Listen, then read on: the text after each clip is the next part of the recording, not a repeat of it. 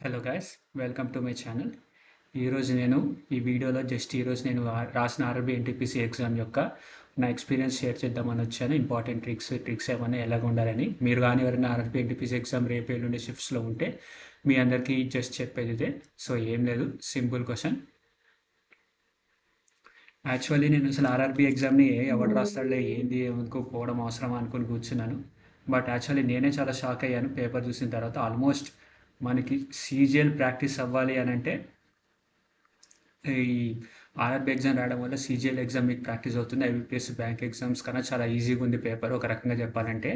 And important GK వచ్చేసి మనం ఎలా కవర్ చేసాం, జీకేని కవర్ చేయడానికి నేను చెప్పాను కదా, ఆల్రెడీ ప్రస్తుతం నా ఛానల్లోని పాలిటీ వీడియోసే ప్లే చేస్తున్నా. బట్ నేను చెప్పాను కదా, అసలు ఓన్లీ పీవైక్యూస్తో సిలబస్ కవర్ చేయొచ్చా అంటే 100% సిలబస్ని కవర్ చేయొచ్చు అని నాకు ఈరోజు అర్థమైంది. లేదంటే నేను ఇంకా కంప్లీట్గా చేయలేదు. బట్ స్టిల్ ఒక యాక్చువల్లీ ఏమేమి క్వశ్చన్స్ వచ్చినాయి ఏంటి అని చెప్పేసి రివ్యూలో చెప్పకూడదు. గవర్నమెంట్ రూల్ ప్రకారం యాక్చువల్లీ రిలీజ్ చేసిన సరే కొంతమంది చెప్తారు, వాళ్ళకి స్ట్రైక్ రేట్లు బ్లాక్ అవడం అట్లాంటివి జరుగుతుంది. సో నేను బేసిక్ ఎగ్జాంపుల్స్ చెప్పగలుగుతున్నాను. కాబట్టి ఇంగ్లీష్ ఉండదు కాబట్టి ఆర్ఆర్బి ఎన్టీపీసీలో ఇంగ్లీష్ లేదు కాబట్టి ఇంగ్లీష్ పరంగా చెప్తాను నేను. ఇప్పుడు ఒక సెంటెన్స్ ఇచ్చి suppose how should I say it, ఏ సెంటెన్స్ ఇచ్చాడు, a bat is swung, a bat is swung అని సెంటెన్స్ ఇచ్చాడు.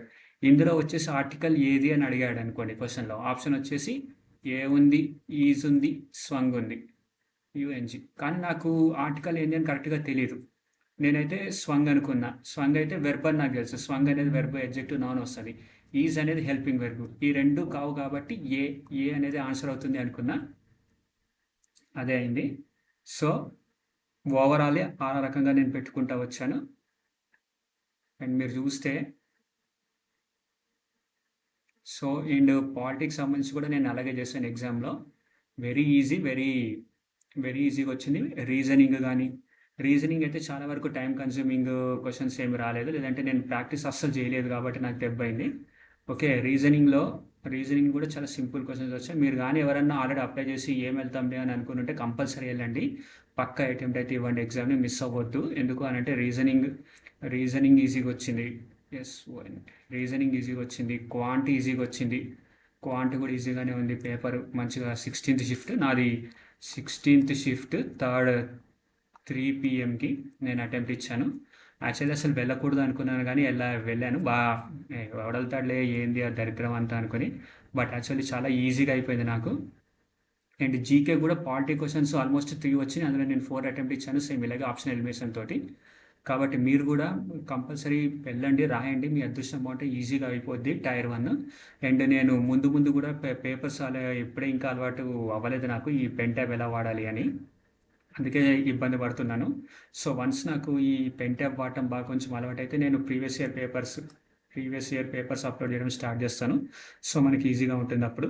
అండ్ నా ఛానల్కి మీరు కానీ కొత్తగా వచ్చినట్టయితే లైక్, షేర్, సబ్స్క్రైబ్ చేయండి. That's all I'm asking. And రేపు ఎల్లుండే ఇంకా ఈ వారం అంతా షిఫ్ట్లో ఉన్న వాళ్ళందరికీ కూడా all the best. Okay, all the best. మీ అందరికీ బాగా రాయండి ఎగ్జామ్. ఏమీ టెన్షన్ పడకండి. నేను అసలు బిందాస్కి వెళ్ళి రాసి వచ్చాను.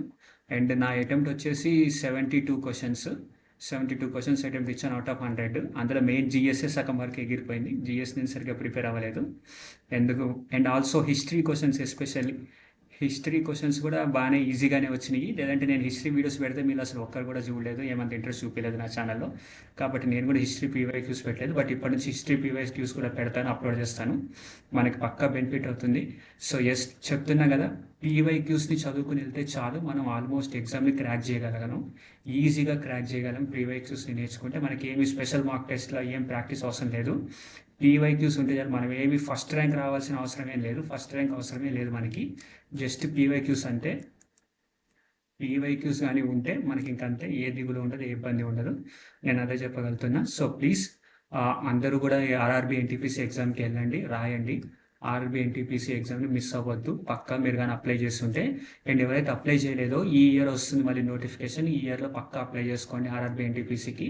ఎందుకంటే ఇది కంపల్సరీ అయ్యే ఎగ్జామ్. ఎవరైతే సీజీఎల్ అయ్యి అవ్వకుండా డిసప్పాయింట్ అయ్యి డైరెక్ట్ ఎగ్జామ్ దాకా వెళ్ళి క్వాలిఫై అవ్వకూడదు అయ్యో అయ్యో అని ఏడుస్తున్నారో వాళ్ళందరికీ ఆర్ఆర్బీ ఎన్టీపీసీ అంటే చాలా ఈజీగా అయిపోద్ది.